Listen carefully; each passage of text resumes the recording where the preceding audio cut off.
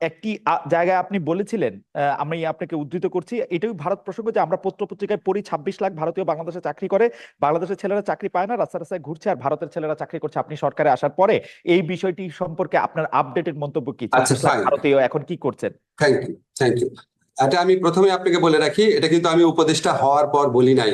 অনেকে ওকে, এটা কনফিউশন ছড়ানোর জন্য, এটা আপনি ক্লিয়ার আছেন, এটা রাইট, আমি হ্যাঁ, উপদেষ্টা হওয়ার পর বলি নাই। আগেই এটা বলেছেন। উপদেষ্টা হওয়ার আগে ভারতের যে বাংলাদেশের প্রতি বর্বর কিছু নীতি, সেগুলি সমালোচনা করতে গিয়ে আমি একটা পর্যায়ে বলেছিলাম।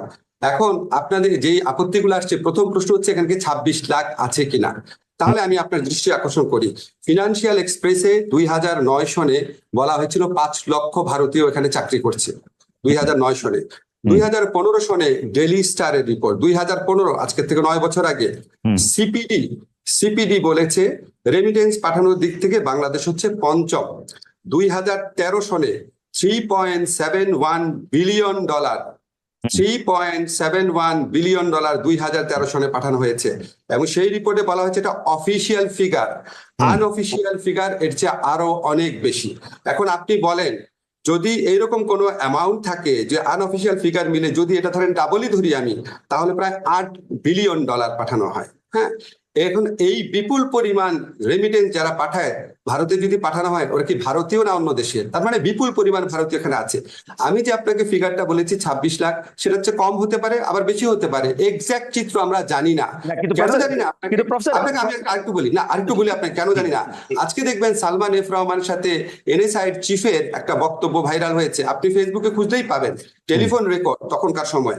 সেখানে উনি বলছেন যে বিভিন্ন সেক্টরে, বিশেষ করে সফটওয়্যার সেক্টরে অনেক লোকজন আসে যাদের জন্য ওয়ার্ক পারমিট দরকার হয় না, তারা কন্ট্রাকচুয়াল ওয়ার্কার হিসাবে আসে। এবং উনি ধমক দিচ্ছেন এনএসআই চিফকে যে বিডার অনুমোদন এখানে লাগে না, তুমি এখানে সিকিউরিটি জিনিস দেখবা, তুমি অন্য জিনিস দেখবা কিনা, দেখবা কেন? এবং উনি কিন্তু খুব ক্যাটাগরিক্যালি ভারতের কথা বলে না এখানে। কিন্তু আপনি আমাকে বলেন, আপনি মানে পারসিভ করে দেখেন যে কন্ট্রাকচুয়াল ওয়ার্কার অনেক আসছে, অনুমোদন লাগে না, এটা সালমান এফ রহমান কোন দেশের ক্ষেত্রে বলতে পারেন? হতে পারে চায়নার ক্ষেত্রে বলতে পারেন, কিন্তু চায়নার ক্ষেত্রে যদি না লাগে তাহলে নিশ্চয়ই ভারতের ক্ষেত্রে লাগতো না, কারণ ভারতের বিরুদ্ধে তো আমাদের একটা নতজানু নীতি ছিল। এই সমস্ত জিনিস যদি আপনি অ্যাড করেন, আমরা একটা কনক্লুশনে আসতে পারি, বিপুল পরিমাণ ভারতীয় আনডকুমেন্টেড এখানে আপনার কাজ করছে। জিনিসটা হইলো যে আপনারা এখন সরকারে আছেন, আপনাদের কাছে কি কোনো তথ্য, মানে ওরা যদি রেমিটেন্স পাঠাতে হয় সেটা একটা প্রপার ব্যাংকিং চ্যানেলে পাঠাতে হবে, ওরা যদি এখানে জি, কাজ করে তাহলে সেটার একটা কোনো না কোনো ভাবে পাসপোর্ট দিয়ে তারা যদি এন্ট্রি করে সেটা তাদের এখানে থাকবে। জি। ঠিক আছে, সেই হিসাবটা আছে কিনা, আপনারা সেই হিসাবটা জানতে চেষ্টা করছেন কিনা, নাকি আপনারা মানে পত্র পত্রিকার গত সরকারের আমলের রিপোর্টের উপরে ভরসা করতেন? প্রশ্ন সেটি। ধন্যবাদ, আপনি প্রশ্নটা করেছেন। আমি প্রথমে আপনাকে ক্লিয়ার করি, আজকে প্রবাসী কল্যাণ মন্ত্রণালয় যখন গিয়েছিলাম, তখন একজন সাংবাদিক আমাকে প্রশ্ন করেছিলেন, ওনার ধারণা ছিল এটা হচ্ছে আমার মন্ত্রণালয়ের বিষয়। হুম আমি প্রথমে আপনাকে ক্লিয়ার করি, হুম বাংলাদেশে যারা বিদেশি চাকরি করেন, হুম ইদার লুকিয়ে অথবা প্রকাশ্যে, এটা আমার মন্ত্রণালয়ের বিষয় না। আমি হুম হচ্ছে বিদেশে যারা বাঙালি চাকরি করেন, সেটা আমার মন্ত্রণালয়ের বিষয়। আমি আমার 3টা মন্ত্রণালয় নিয়ে এত ব্যস্ত থাকি, আমি আপনাকে অনেস্টলি বলি, আমার প্রথম 1 মাসে আমি 3-4 ঘন্টা ঘুমাতাম, আমি 16 ঘন্টা কাজ করেছিলাম, আমি শুক্রবার দিন অফিস করতাম, সচিবালয় সবাই আছে, আপনারা খবর নিয়ে জিজ্ঞেস করেন, অবশ্যই, অবশ্যই। শুক্রবার। ফলে আমি আমার মন্ত্রণালয়ের বাইরে অন্য কোনো কিছু দেখার সুযোগ পাই নাই। তবে এই মন্ত্রণালয়ে যিনি কাজ করেন, যারা কনসার্ন অথরিটি আছে, আমি তাদের কাছে কিছু কিছু জিনিস জানতে চেয়েছি, আমি এখনো সঠিক উত্তর পাই নাই। আপনি জানেন বিডা সহ বিভিন্ন প্রতিষ্ঠান রিঅর্গানাইজ করার কাজ চলছে। আমি আপনাকে এইটুকু অ্যাসিউরিটি দিতে পারি যে অন্য কোনো উদ্যোগ থাকতে পারে, কিন্তু আমার উদ্যোগ অবশ্যই থাকবে। ভারতীয় শুধু না, এই দেশে যারা চাকরি করে তাদেরকে প্রপারলি চাকরি করতে হবে। যদি বাংলাদেশে স্কিল ওয়ার্কার থাকে, অন্য দেশ থেকে আপনি ওয়ার্কার আনতে পারবেন না। যারা হুম কাজ করে তাদের প্রকৃত বেতন দেখায় কাজ করতে হবে, জব পারমিট লাগবে, তাদেরকে লিগাল পথে টাকা পাঠাতে হবে।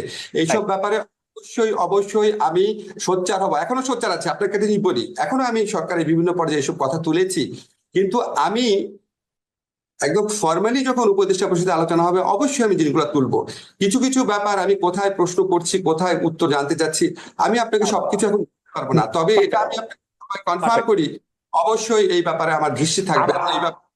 প্রফেসর আসিফ নজরুল, বর্তমানে যিনি পররাষ্ট্র উপদেষ্টা আছেন জনাব তৌহিদ হোসেন, তৌহিদ হোসেন সাহেব কিন্তু আমাকেও বলেছিলেন একটি ইন্টারভিউতে বাংলাদেশে এই বিপুল সংখ্যক লোকের চাকরি করার কথা, বিপুল পরিমাণ রেমিটেন্স ভারতের পাঠানোর কথা।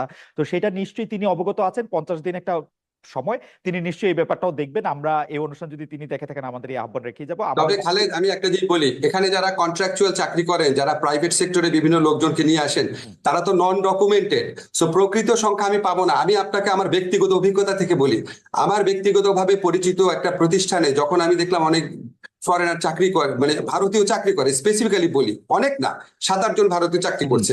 তো আমি ওনাকে জিজ্ঞেস করলাম, উনি আমার খুব ঘনিষ্ঠ, যে আপনি কেন দিচ্ছেন চাকরি? বলে শেখ হাসিনার গভর্নমেন্টের আমলের কথা, বলে উনাদেরকে চাকরি টাকরি না দিলে সরকার ভাবে আমরা অন্য পক্ষের লোক। এইরকম একটা সিচুয়েশন দেশে বিরাজ করতো। এখন আপনার এই সরকার পরিবর্তনের পর নিশ্চয়ই ওই লোকগুলাকে আর কাজে রাখা হবে না, বুঝতে পারছেন? হয়তো ওই প্রয়োজনীয়তা নাই, ফলে আপনি অ্যাকচুয়াল নাম্বার পাবেন কিনা